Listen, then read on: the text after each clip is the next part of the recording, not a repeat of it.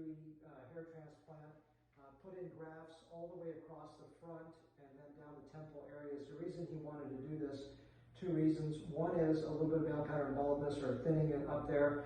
Two is he's had a brow elevation in the past that's left scars behind. So when I was doing this, I went under 4.5 magnification to make sure these sites are densely packed and not traumatize his existing hairs.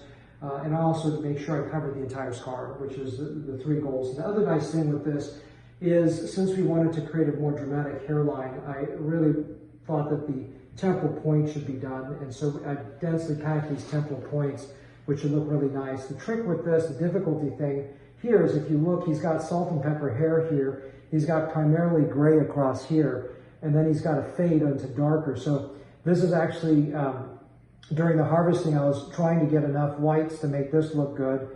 At the same time, I also wanted my staff to make sure, and Mina, who leads the whole thing, is great in terms of what's called a regional hair transplant, which means they separate the whites or grays away from the darks, and so that those two, you have a darker here and lighter here, so that they would look natural and blend into his existing hairs.